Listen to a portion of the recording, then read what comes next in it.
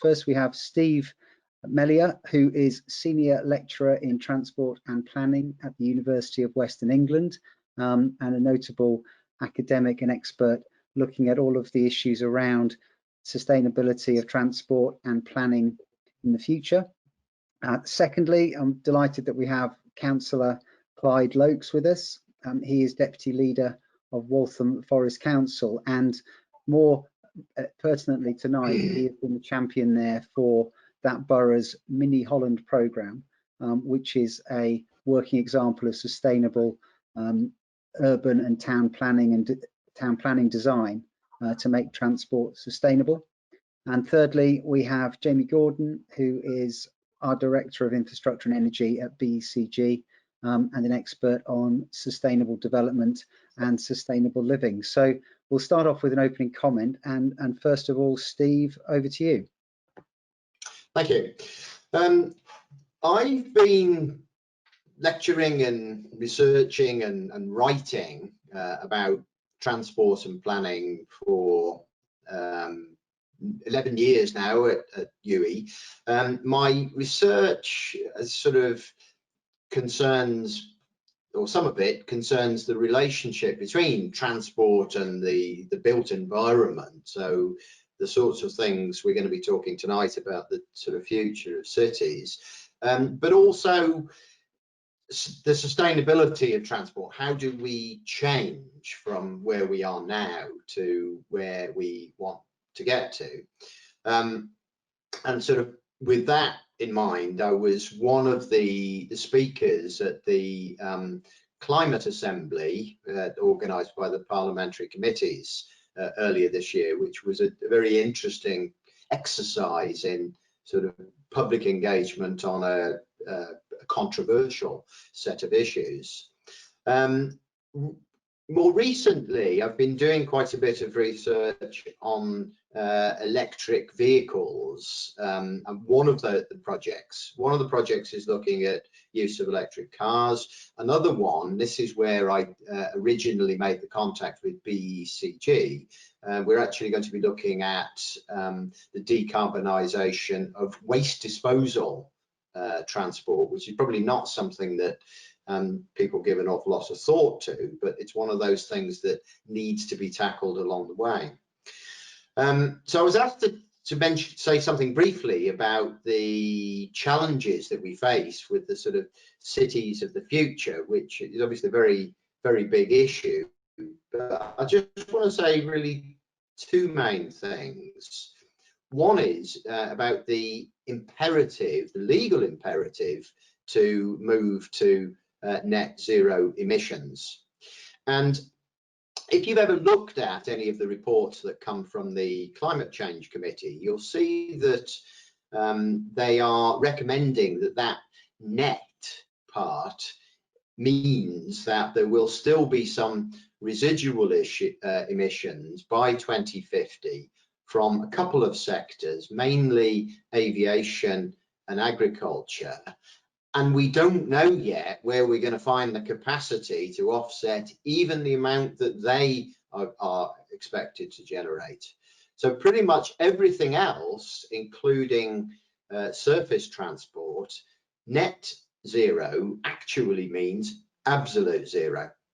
So that means that by 2050 at the latest, and I suspect that between now and then that is likely to be brought forward, but at the date at which we achieve net zero, that means that all vehicles will have to be running without generating carbon emissions. That's their running, their manufacture, their disposal. So whatever else we do on behaviour change and modal shift, that is an absolute that we've got to do. Now, up until recently, the policy of UK governments and local authorities has been we're still facing rising population in what is already a very densely populated country, particularly here in England. And despite Brexit, there's no sign of that significantly slowing down. And So what we've been doing so far is essentially to limit the degree of sprawl into the sort of green spaces by housing more people in cities, and particularly the centres of cities. Now, COVID, get the C word again, has thrown massive uncertainty into that, which I'm not sure that many people in the transport world have woken up to, because the whole strategy of housing more people at higher densities in cities relies upon the ability to move them around by high capacity public transport. There is no room when people are living in high rise or even sort of medium rise building for many of those people to own cars. There just physically isn't the space. So if the future of public transport is now in doubt because of this pandemic, possibly for future pandemics, what is plan B? What are we going to do if we can no longer, for example, move the millions of people around on systems like the London Underground? And that's something to which the transport world as yet has no answers. It will be interesting to talk about that. Brilliant, Steve. Thank you so much. Now I'll pass over to Cllr Loakes. Yeah, thank you, Jules. Can we get? I've got a couple of pictures that I think may help add to the flavour of what I'm going to briefly introduce. So if we can get the first one up, that'd be great. I think I follow nicely on from Steve's kind of questions that he poses this evening, because I think in Waltham Forest we've kind of recognised the fact that the kind of uncontrolled expansion of the motor car in dominating towns and cities, our residential areas, our town centres, simply could not continue, and we kind of recognised that 6 years ago, even though the evidence was there well before then. Our ability as local politicians to affect change and to start to control that growth was, inherently rejected in really disappointing consultation results for numerous traffic management schemes, too many to go into now. And so we've kind of pioneered, with funding from Transport for London 6 years ago, our Mini Holland programme, which finally started to say enough was enough and start to come forward with radical proposals. So not just tinkering around the edges and saying, oh, we need to do something. Actually come forward with radical proposals that stopped our residential areas largely being used as bypasses, rat runs to the kind of traffic management infrastructure, traffic lights and such like, which kind of should be and is in place to manage huge amounts of traffic movement. Originally, it was done purely as a traffic management scheme to enable kind of modal shift to get more people walking and cycling in our residential areas. But subsequently, it's become an engine for economic revival of some of our smaller shopping parades in some of our residential areas. It's become an engine for improving air quality in these areas as you start to take out thousands upon thousands of daily traffic movements from these residential areas. It's enabled more active travel, therefore healthier and fitter residents of all ages to start to come through, improving community cohesion, improving biodiversity as you take away road space and you start to enable planting to happen in that road space, whether it's more trees or wildflower meadows that we've seen also sown in some of this reclaimed road space. So it's becoming an engine for something bigger than just encouraging mode shift. And we've seen the mode shift as well. However, it comes at a price.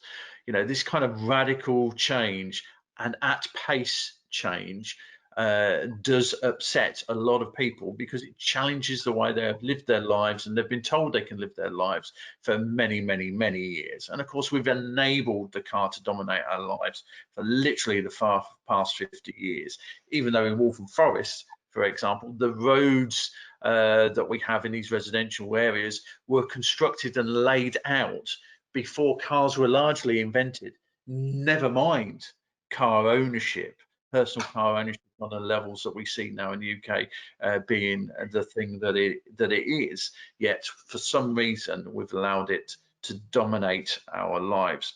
Next slide, please. Next picture.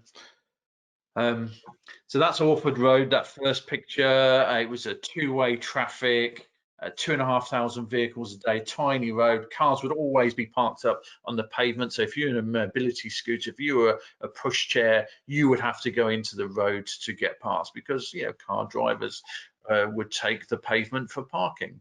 And it upset people when we said we're going to close this road to through traffic between the hours of 10 in the morning and 10 at night. And in Waltham Forest, we love a prop. This one, that's a coffin to symbolise the death of this small shopping area. Emotive language, Berlin Wall. I mean, what rational person refers to Berlin Wall? But you're seeing this kind of language being deployed in other opposition movements against low traffic neighbourhoods now emerging all across London. Really big demonstrations, the biggest in the borough's history, on our town hall steps. Not about cuts to council services, social care or whatever, but about proposing to close the through traffic 40 residential streets. Really emotive stuff. Next slide, please. But by doing what we do, we transform our areas. And during lockdown, this concept of the 15-minute city, the 15-minute neighborhood, Paris allegedly invented it, but actually we invented it 5-6 years ago. What we recognized is that more people working from home, what they want on their doorstep is the local shops on their doorstep. They want to pop out for their lunch break or to do that little bit of exercise away from their screen. They want pleasant stuff on their doorstep. They want trees, they want planting, they want a parklet, they want coffee, they want a card shop, they want those on their doorstep. So what we're actually now seeing as a consequence is our thinking 6 years ago has really come to the fore during lockdown, and it's one of the positive things I believe we should take from lockdown is the demand for stuff being accessible on the doorstep, 5, 10, 15 minutes away max.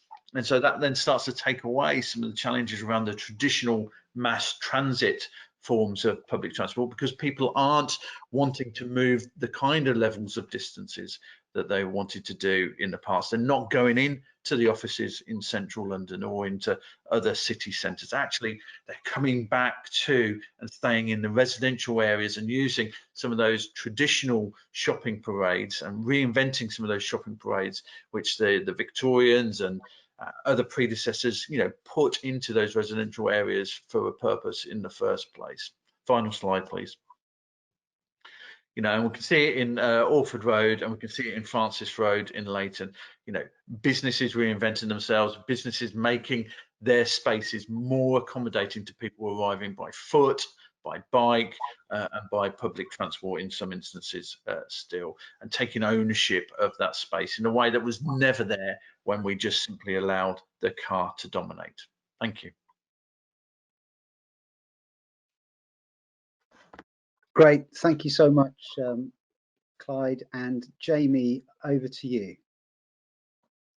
Yeah, I found it really interesting what both of you guys said, particularly, the fact that transport, particularly service transport, has to be net zero or even kind of negative zero for us to able to achieve the targets that have been set for us. And obviously, smart cities are a way of aiding that achievement. But as a term, it's something I don't really like, because people think of smart things as like a smart fridge, something that basically is a data processing object with a fairly kind of simple interactive function. And a city is far more complex than that. We've got, let's say up to 1 million residents, all needing their own interactions and competing desires. So I really think smart city is probably too simple a term for what we're trying to achieve. And it also sets geographical boundaries, as we've just heard from Clyde, that what is a city? And if a smart city is smart, then what is the rest of it? Is the countryside then becoming dumb? And the boundary isn't set. I mean, if a city has to look at its transport and the way people flow a lot of those people will be flowing from outside, and so if the smart city isn't talking to the dun countryside, will those commuters suddenly turn up and the stations be overcrowded because the city didn't know they were coming? Obviously slightly jest, but there is a major question here around data sources and the control. And recently there's been a big test, the Future Cities Glasgow project, which has been a huge success, and Glasgow is now one of the smartest cities on the planet. But it was cited that a major issue was data and the sharing of data. Who will have control of the data? And data is crucial if we're going to achieve this smart city objective. And we know it does work. We have seen with the metro mayors achieve already quite a lot. TfL with the Oyster card is a fantastic use of central control of data. And we're seeing other metro mayors. I know the metro mayor in Cambridge is looking at a fantastically ambitious Cambridgeshire autonomous metro system. And the free market can also tuck in. Obviously, we've got the gig economy, which is changing everything. Organisations like SatMap, who have centralised the search and payment system for EV charging, and of course we have Uber as well, and that has totally changed the transport network as we know it, and will continue to. But all these are individual challenges for the individual, and not necessarily, let's say, for the greater good. So one of the solutions we've got to look at is that cities have a very dense population by their nature. So you've got two major challenges there. One of logistics, transport. How do you get the people around, the waste they produce, the products they consume around the tight confines of a city? But also, how do you get the energy about? And this is going to be crucial with EVs. How do you actually move that electricity about the place so it's where it's needed when you've got net zero as part of the challenge involved? How do you still keep people warm and well lit and power that transport and logistics? And the two things of energy and transport are now more entwined than they have ever been before. And we're not talking just EV cars, we're talking buses, trams, scooters. All of these are both consuming devices, but have the potential to store energy as well. And as a unit, they're pretty useless if they haven't got any charge. So the whole thing has to work off energy management. So a smart city needs very clever energy management. And going back to this geographical boundary thing, very little amount of energy consumed by a city is generated in a city. In the UK, our energy will be generated by offshore wind, coastal nuclear power stations, interconnectors running under the channel to other countries. And so a smart city will need to know about this and feed it into their systems and projections. So if one day it's a sunny, windy day, but the forecast is that by nightfall that wind is going to drop off, that also has to be fed into the mix. And if the city then is predicting usage of energy, maybe there's a football match going on, or it's a Friday, so people are going out and about, that needs to be fed in. So a city system can maybe whack up the energy going to freezers, for instance. Bus timetables could be adapted, and they could go back to full charge at the station. EVs could be incentivized to charge up by price reduction, and Uber drivers might decide to park up and charge up when you've got that wind and the sun's still out. Then as soon as you need that stored generation, the whole thing can change around. The city supermarket freezers can be turned off briefly, not so anything defrosts, but that's a lot of power back to the system. Bus regularity can change. The algorithms for car sharing journeys can adjust. Street lighting could slightly drop down. Traffic flows adjusted through the traffic light system. You could even have a system by which the heating in single dwelling occupancies could drop down if you know the person's gone to the football match. That's the kind of level we're looking at for smart cities to be able to be net zero in the future. And it might sound incredible and impossible and kind of tomorrow as well, but most of this is actually achievable now. Indeed, National Grid and Tesco's have recently looked at what could be created, and the freezers in just Tesco stores actually hold 50 megawatts of energy in that frozen food. So just by turning off their freezers for a minute, that's 50 extra megawatts you've got to play around with. That's 35,000 homes you could power. If you had every Nissan Leaf fully charged up and plugged into the system, that's the equivalent of a large power station coming online immediately. So that's what smart needs to be. It needs to be looking at transport, energy, and everything else. And we all, well, not all, but many of us have smart meters, and some have devices like Hive. With those kind of technologies, you could start doing all this already. And that's before we look at things like Uber's Air rideshare schemes, or the benefits of platooning automated vehicles, decentralized heating. All that's in the pipeline as well. But it comes back to that Glasgow experience. We know data is an issue, and for a city to be purely smart, a lot of behavioral data needs to be wrapped up and shared, and that maybe could be too draconian.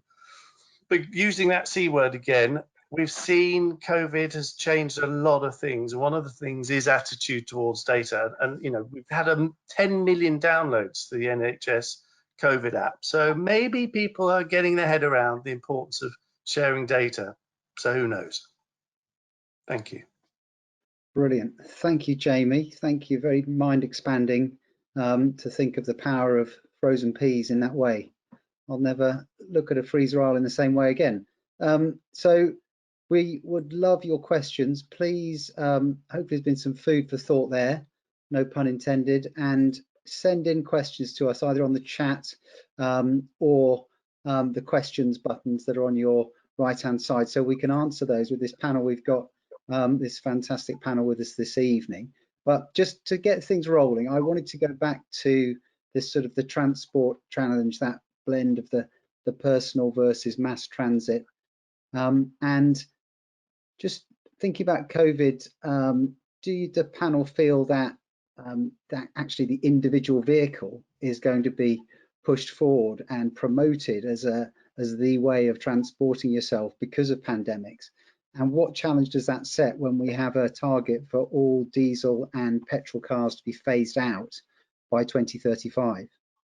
So we'll start off, Steve. Could you maybe make a comment on that in terms of sort of the barriers you think we need to get over to be able to reach that vision?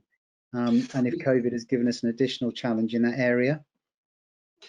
Yeah, I mean, there are a great number of sort of barriers to kind of more sustainable transport, where most of this is not rocket science. Most of this we've known for some time what needed to be done. It was merely a question of political will to do it.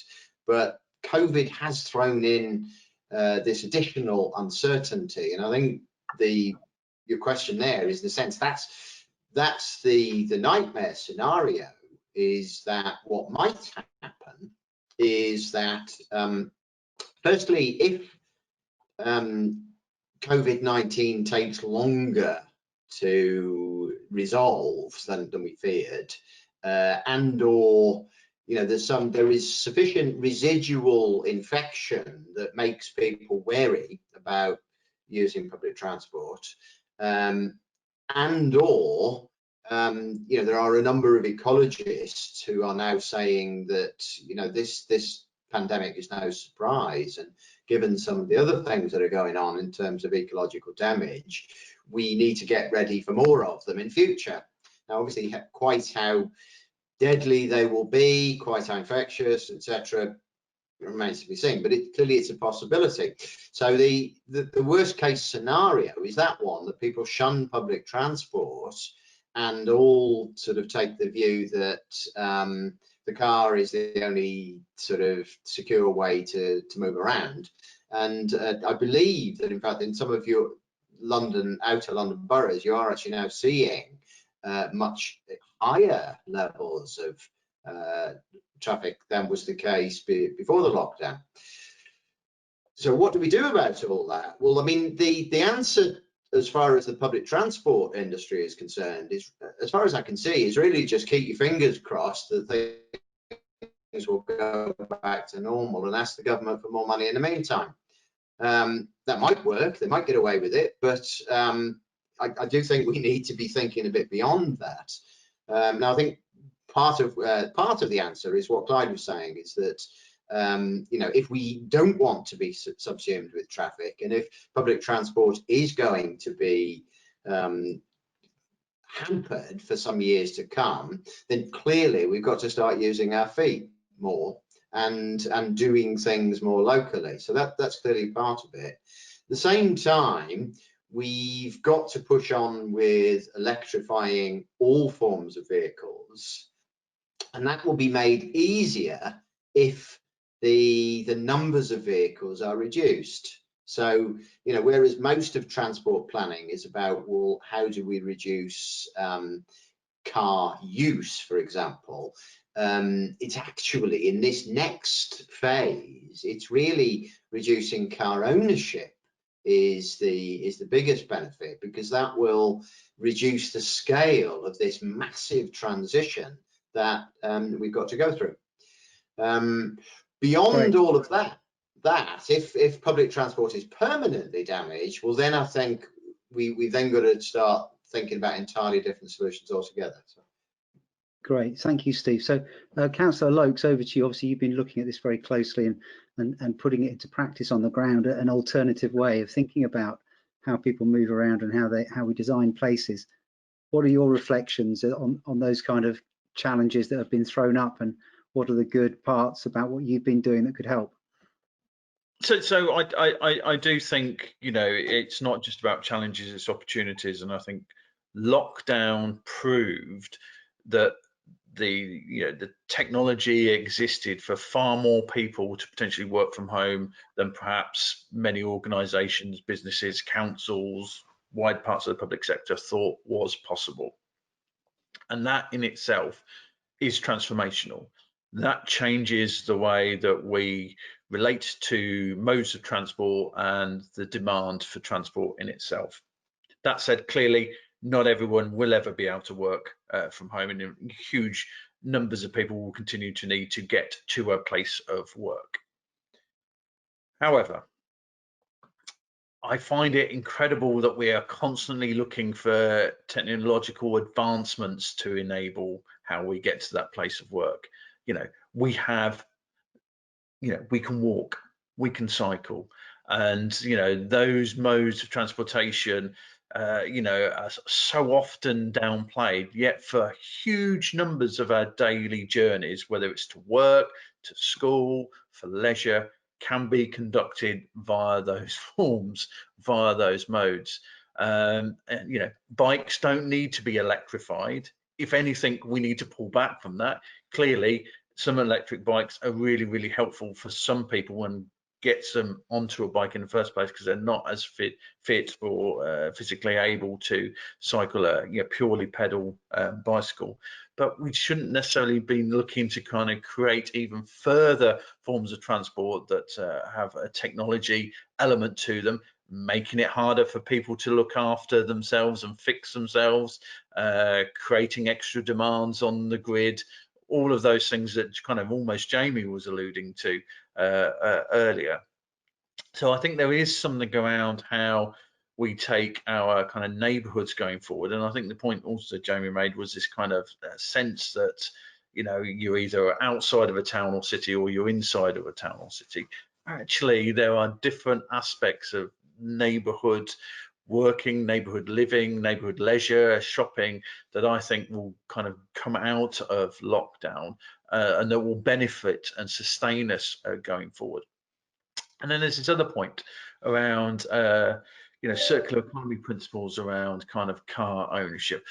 You know, as we move to you know, petrol and diesel cars being kind of you know, no longer allowed, banned, or whatever the terminology will eventually be, we're not all going to then suddenly go out and buy an electric vehicle.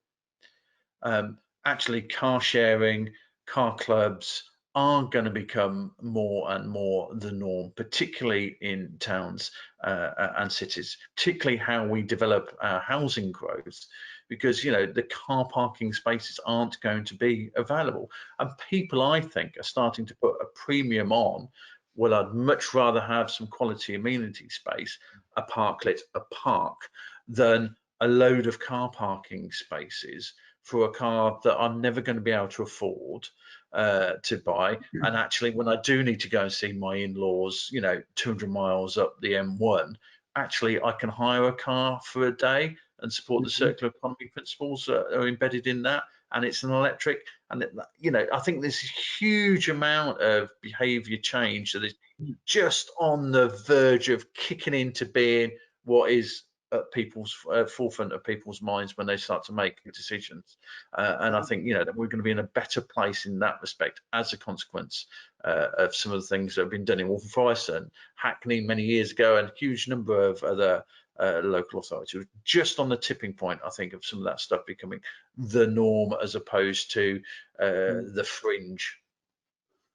That's a very interesting sort of exposition of where we could go. And I think a huge amount, you mentioned behaviour change there, Clyde, and obviously for a communications audience here tonight, maybe you just finally reflect on what have been the messages or techniques that have you found of most compelling when you're trying to talk to people, persuade people about this new way of thinking. We saw the protesters. How did you bring them along? And maybe Jamie could chime in on that afterwards. I mean, you're never going to win hearts and minds of everyone. Like I said at the start, you know, people tend to be either one extreme, really into walking and cycling and do not understand why people are still getting in cars, or, you know, the car is my human right and I should be able to drive wherever I like, whenever I want to. And anyone, you know, challenging that is taking away a fundamental human right. Actually, most people are in the middle. Most people, like in any decision that they make in their lives, they'll base it on a certain amount of kind of evidence. They'll base it on conversations with their friends and neighbours. They'll read a newspaper. You know, they'll tend to inform themselves, and they'll do that through a whole myriad of different ways now. It's not just newspapers. Social media is probably a far bigger proponent of that. And so what we had to do, though, was kind of build ambassadors for what we wanted to do in those neighbourhoods. So it wasn't the council doing this to you.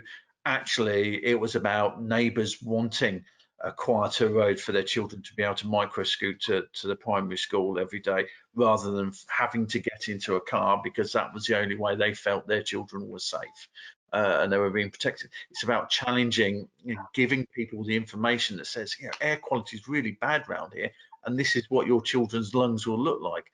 Inactivity is really bad around here, and actually, if you just build in a walk to school either way, either part of the day, actually you're building in exercise into your children's life, which means they're going to have better educational attainment opportunities in the school, because their brain is thinking, is out there. You're going to build community cohesion into your communities, and actually you start to widen the debate out, so it's not just about the car, it's about a myriad of different neighborhood benefits, and you've got people actually living on the streets talking to their own neighbors about why these things are good.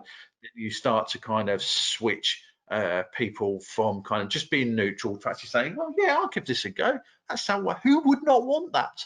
Who would not want that in their local street, as opposed to 4,000 vehicles a day of people who don't actually live in that street? Yeah, brilliant. Get people advocating for you. Jamie, just on that point, I mean, in terms of all your work, how do you reflect on what's effective in opening up people's minds to different things and getting out of habits? I think net zero will definitely be a major tipping point, because we're seeing it becoming mainstream, certainly in the UK, as an opinion, and awareness of it is huge. And people know that EVs are coming and there won't be an alternative. Now, owning an EV is extremely difficult in the city, in the sense that most people don't have off-street parking. There won't be an EV charging point for every EV. And so I think people will get their heads around the concept of car sharing. And they will also be more pro improvements in public transport, because it will be something they'll use daily. I think going back to that COVID question, the biggest risk I see is actually twofold. One, in the short term, there's a potential that behavioural change of people will move out of cities. They don't see the point in paying for a fortune to reduce a commute time when actually they're only going into that office 1 day a week. And when people move out of the office, out of a city and into the countryside, actually there is the potential in the short term for them to have a higher carbon footprint, because then when they do go into the office, they'll probably be driving a distance in their current car to a station and using their car a lot more than they were when they lived in the city and commuted on the tube every day.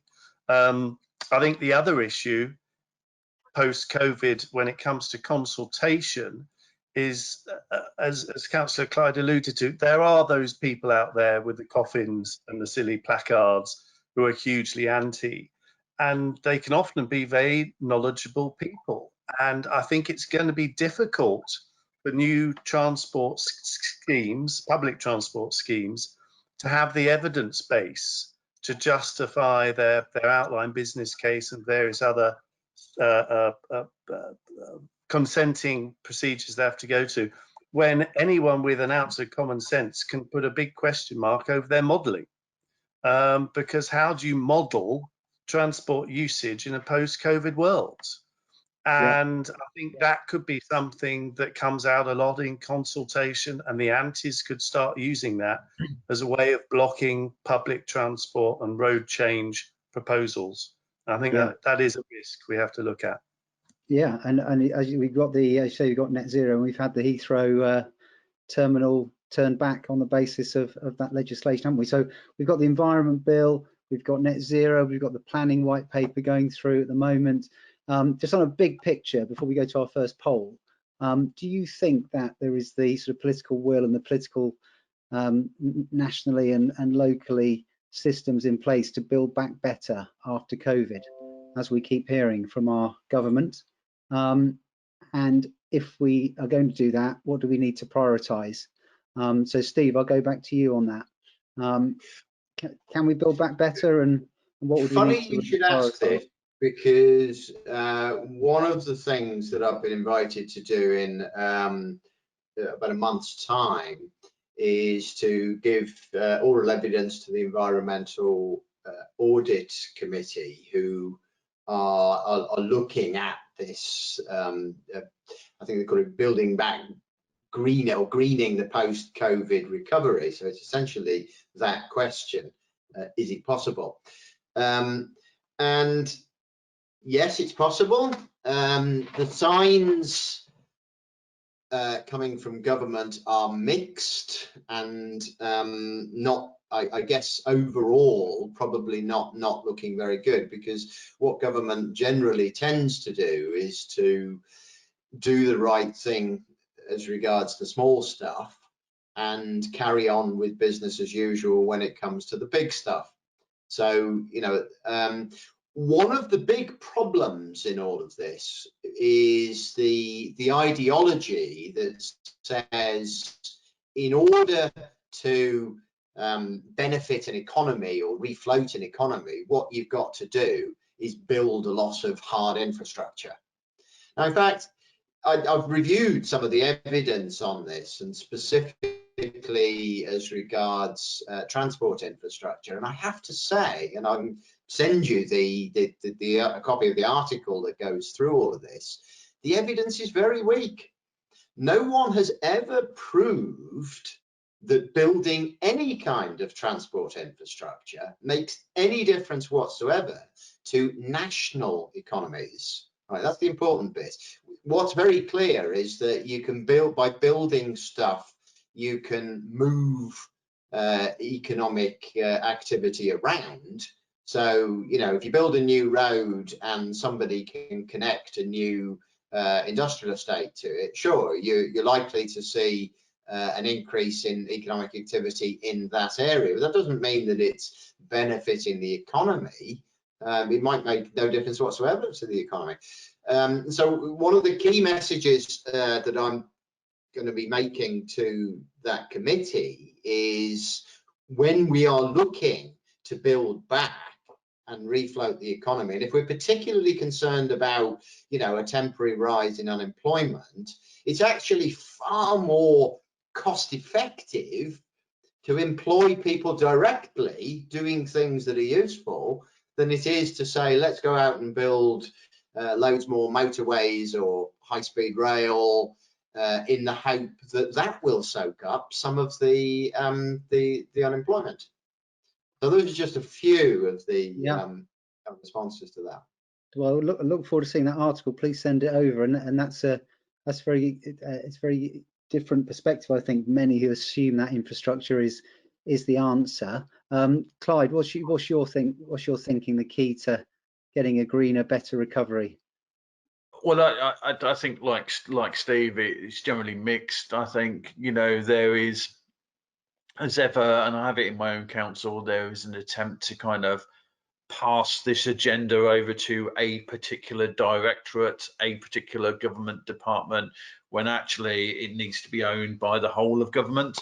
And whilst I think there's a sense of urgency around this agenda, we've clearly got, you know, government that is thinking about Brexit now, as well as, you know, rising levels of unemployment, and they will all affect the thinking of the government going forward, and it will mean the stuff that we're talking about this evening will kind of get marginalised, however important and however crucial a role it could play in kind of building back and responding to a potential no deal Brexit, for example.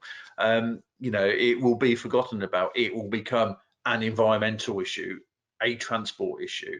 They won't join up the dots, and that's what I'm really fearful of.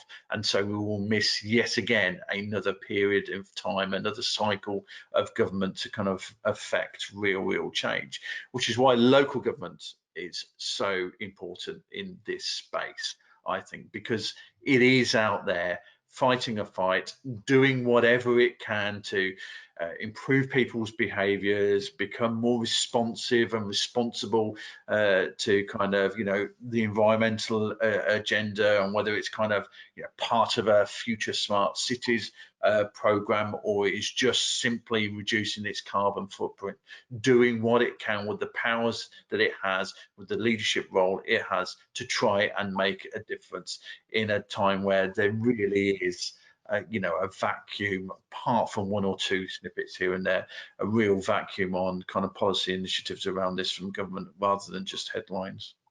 Yeah, thank you.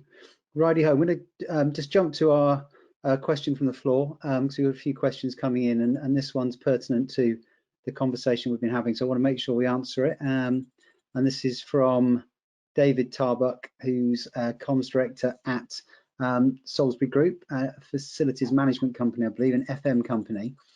He says, interesting chat, thank you. Question regarding COVID has seen many people want to leave towns and cities, although possibly temporarily. So how much should we be thinking about smart villages and smart other spaces, you know, outside the cities, especially when considering the levelling up agenda? Jamie, you talked about the dumb countryside, so I think I'll let you go there first. Oh, I think you're on mute. Sorry, could you just, I dropped out then, could you just briefly repeat the question? Yeah, it's with people moving out of cities with COVID, maybe that's a long-term trend, more and more people living out of cities. So what about smart villages, smart towns, you know, smaller communities? Yeah, couldn't agree more. And I think Councillor Clyde's experience really highlights the need for local input.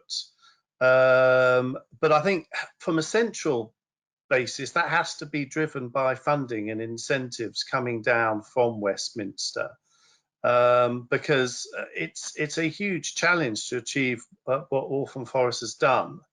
And there's a lot of councils out there that have a hell of a lot on their plate post-COVID.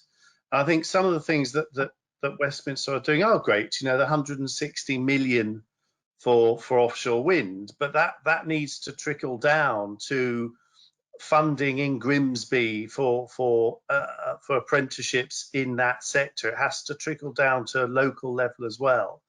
And I think a lot of that has to come through innovation. But there is actually some good funding for innovation now. There's a first of a kind grant that you can apply for, even from a local authority point of view, if you've got ideas that can actually help with net zero. And I think if you look on a local basis and come up with some very good plans, I think any community will buy into it. It has to be obviously communicated in a wise way, and a lot of that can't be seen as being too futuristic, admittedly, but it's the simple things first, like cycle paths and various other. But we're not the only country in the world with these problems. You know, that there are all over the place. I mean, I actually cite India as a fantastic model for what they're achieving. And their government has put in 1.5 trillion into the development of smart cities, which kind of pales our government to insignificance, really, when you look at some of the figures. So to answer the question, it has to be decentralized. It has to be local initiatives to get people out of huge commuting challenges, to give local jobs and local green space, to make an area attractive to live and work in and shop in. But at the same time, there has to be some incentives and funding from a central level as well, because legislation is legislation. Lovely. Steve, Clyde, would you like to dive in? If you've got something you'd like to add in, please come in. Yeah, I mean, I kind of, there's a reason why some of our mini Hollands schemes were called villages, and it was about reinventing the neighbourhood. And for many villages, smaller towns, actually they are functioning neighbourhoods.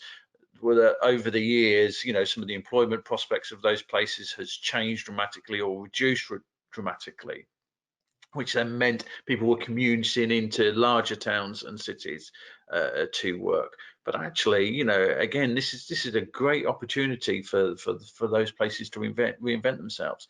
However, they've got to have the most up-to-date Wi-Fi, 5G kind of networks to enable that to happen. That's crucial to this. They've then got to have still the kind of retail and leisure and service activities that kind of enable someone to do the things that they want to do, pop out at lunchtime to buy the birthday card or whatever, or go and get their groceries. But reverting back to kind of shopping for day to day or every 2 days, because you can carry that amount of shopping on your panniers on your bike. We've got to revert to that kind of demand. And we're seeing the big supermarkets now, bringing forward their large car parks for housing development, because they know the global trends are shifting away from people driving to the supermarket. They are shifting towards more home delivery. They are shifting to more people just going and picking up the couple of things, because people are becoming more environmentally aware. It's a slow process, but they are starting to get to it. They don't want all the plastic packaging. They don't want the plastic bags. They do just want to go and buy the couple of peppers rather than 3 peppers and get another 3 for free. So there is all of these changes, and they're all wrapped up into this kind of debate and discussion, about people changing the way that they do stuff. And I think, there's great opportunities out there, but some of that infrastructure has got to be put into place to enable that to happen. Absolutely. Okay, well, just in interest of time, we crack on. I'm going to do a quick poll. So you've got a poll about whether people believe this is a moment of change. So I think Dan, a colleague, is going to be sending that poll out, or publishing that poll here, to get people's thoughts on this. And we've focused it around, is that political will there? We're going to have the real meaningful action and support that the panel's just been talking about to allow things to happen on a local level. And then is that will there on a local level as well? It's not all like Waltham Forest. So have a vote there, what you think, and we'll come back with that. And just to finish off, we think it's been the last sort of 10-15 minutes of this thinking about the sort of bit of future gazing, and it's always an important thing for communicators to do and think about what's coming next for the companies we represent, or are thinking about their next steps. And connected cities, I think actually Jamie did a great job summarising just how powerful that could be. I'd like to ask Steve first. I mean, looking further ahead, what do you think that next technology innovation, or maybe behavioural innovation, to reflect some of the conversation we've had, is going to be that's coming down the track that is not here yet? Well, that's a very difficult question. I mean, it's interesting when you look back over time. There's nothing more quaint than previous generations' view of what was going to happen in the future. It's a very hazardous game, because the one thing you can be sure about is that we're likely to be wrong. I think that the big issue, like, you know, the elephant in this room, we're talking about decarbonisation, net zero, but let's be honest, the world as a whole is emissions globally are still rising. And so it's a bit like, you know, we're driving towards the edge of a cliff and we don't actually know at what point we're going to go over, but it's looking pretty much as though we are. I mean, we're now starting to see, you know, release of various gases from the permafrost in northern Siberia, for example. So I actually think that the environmental damage, as things at the moment, I think is likely to overtake humans' ability to come up with clever new technological solutions. So I'm afraid my view of the realistic view of the future is one where we are going to be in damage limitation mode, really, sort of fighting off problems which are going to be coming at us at the same time, and trying to find a way of, you know, what can we salvage, I think, in those difficult circumstances. So you know, the optimistic views would say we'll get our act together, and we'll do all of these things together fast enough to avert, you know, maybe COP26 in this time next year could be, I think. I mean, there've been a lot of these sort of last chance, you know, deadlines set, but each one is looking, you know, more desperate than the next. So I think if that one doesn't, I was going to say, fingers crossed for the American voters today, because I think given the announcement that China has recently made, there is a possibility that if the American voters decide to turn back towards some sort of reason, that there may be a way out. Great, thank you, Stephen. Thank you for reminding us that the perils of being a futurologist.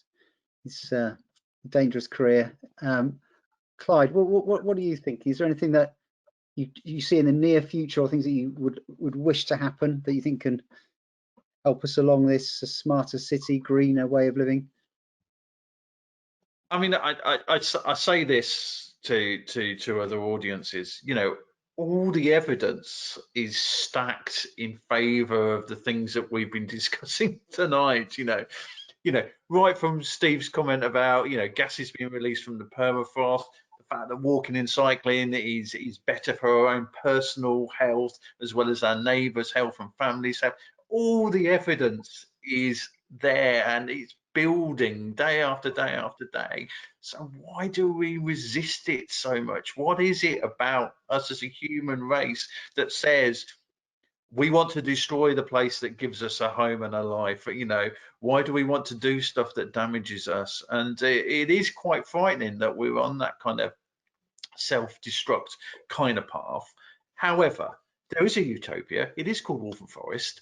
We are doing the right things in the here and now, and we are making a difference. And there are people out there fighting really hard, whether it's, you know, coming from the academic perspective that Steve and Jamie are coming from, you know, to fight and provide the evidence that wins the hearts and minds and wins the arguments, and to say This is the technology that we need to make this a reality and to stop this becoming an inevitability.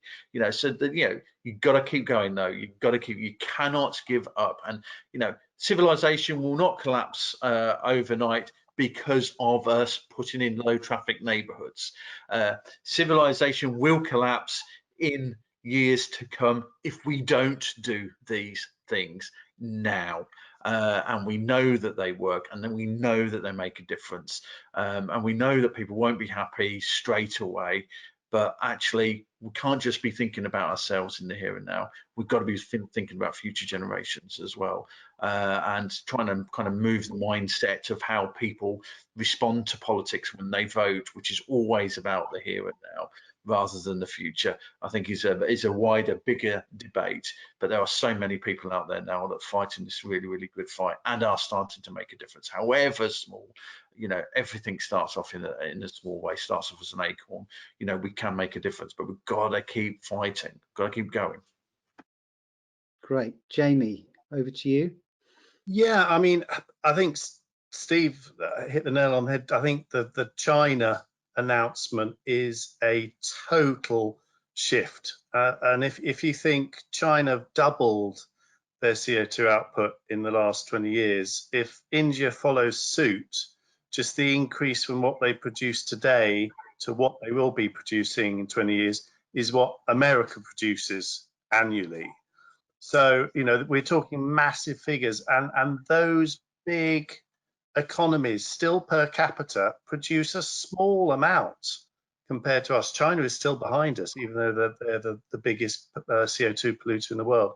So if China's doing that, that is such a game changer.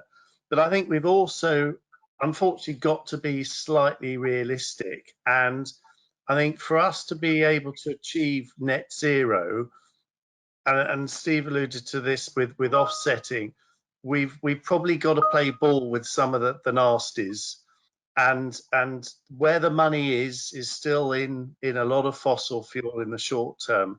And I think it may well be that certainly to get us over that initial hump, investment in technologies like carbon capture and storage may well be an opportunity to get money out of the fossil fuel markets, to give them value in utilizing their existing assets, and just give us a stepping stone so we can get to that stage where everything is driven by what you might call proper net zero generation from renewables and nuclear. But I think in the short term we might have to have carbon capture and storage as a solution.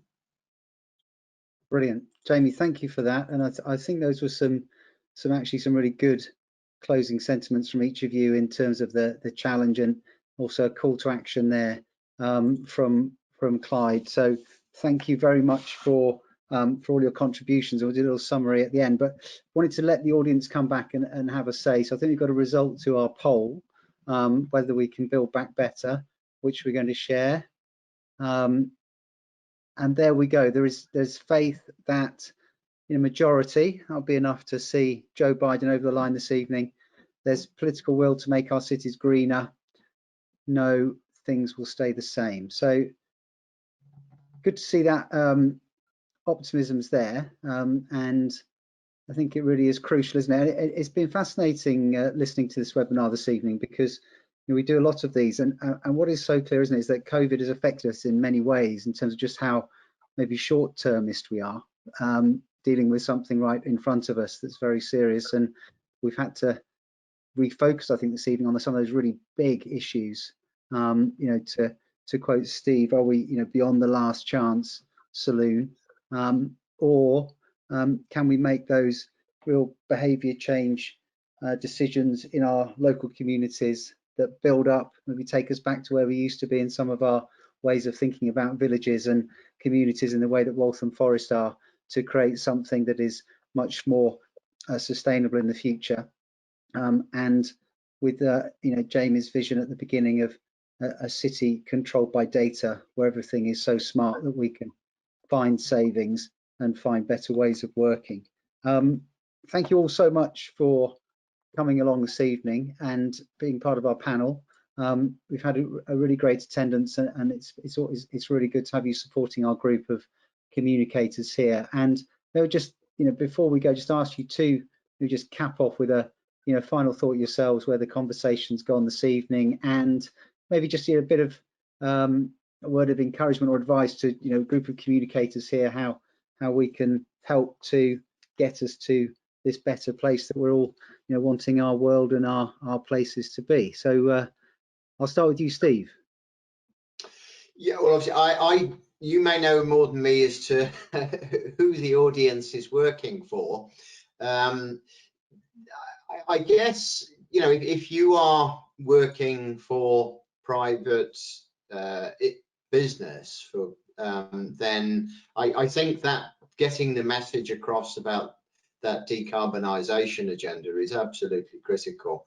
And the fact that companies don't just need, I think the communication itself cannot gloss over the real actions. So I think that to the extent that you are able to influence your clients, please try to turn them away from greenwashing. Try to tell them, look, if you want us to go out and communicate a positive message on your behalf, you need to have a message that really does stack up in terms of what you are actually doing. Brilliant. Thank you, Steve. I think that's a very, very good point indeed. And hopefully the agendas we're seeing in corporate reporting, ESG reporting, and ethical capitalism, there's a lot of commentary that we are seeing a lot of pressure to move in that direction. That genuine pressure is being applied to make people change on the ground, particularly big corporates. Jamie. Off mute. Yeah, I think COVID has made people rethink how they get about and move around their local community, because they've only been able to walk during lockdown, and reassess their lifestyle and their well-being. And we've seen what, an 8% drop in CO2 output during that phase. And I'm kind of hoping that will be, if not 100% sustained, as a reduction in some way will continue. We won't all just jump straight in our cars. And if that momentum is continued, whether it be because there'll be further lockdowns, I don't know, it could well be. But I think there are some opportunities there, and there are entities that are using that, and I'm sure it's something that not actively, but your residents in Waltham Forest are looking at and thinking, thank God we now have this. And next time you have to push something through, you won't have coffins, you'll have support, because they've had to utilize what you've given them far quicker and more rapidly than probably you planned because of COVID. And I think there are opportunities there. We need to make sure our clients probably reassess the way they do things. We need to make sure we lobby governments. Your comment on supermarkets using their car parks as housing, all these things need to be put into the planning regulations. And we've seen the white paper on zoning. I have concerns about that. I think it needs to think more about net zero, decentralized heating, things like this. So we need to lobby more and make sure that the planning takes into account what we've seen and how to make it work on a more permanent basis. Great, thank you, Jamie. And then just to finish off, Clyde. Yeah, I think it's about using real life examples and things that aren't abstract. I'm involved in a wide range of different environmental stuff in Waltham Forest, and I am constantly bombarded by science, and the vast majority of people are not scientists. So you've got to use real concrete examples that people can relate to, they can experience themselves, they can do themselves, and you need, you know, use that as the carrot, and then you start to kind of pull them into some of the bigger stuff. I mean, you know, I know we're going to have to come up with some form of carbon capture at some point, but that's not how I'm going to end up talking to my residents around some of the behaviour change that they need to be able to undertake. So I think it's about, you know, the reality, it is about simplicity, and it is about ease of accessibility of this agenda, which is how you hook people in and you start to bring them on the journey. If we throw science at them, if we scare them, then you don't get the reaction that you really need to do. But you build their confidence up, and then you start to kind of build them into some of the changes that they can easily do, which then builds up into some of the bigger stuff. Brilliant. Thank you all three for that, those great last thoughts for our audience here tonight, and you've been a great panel. I hope everybody's enjoyed it. Just leave me to say, you know, have a thank you again to all three of you, and everybody have a wonderful evening. Be in touch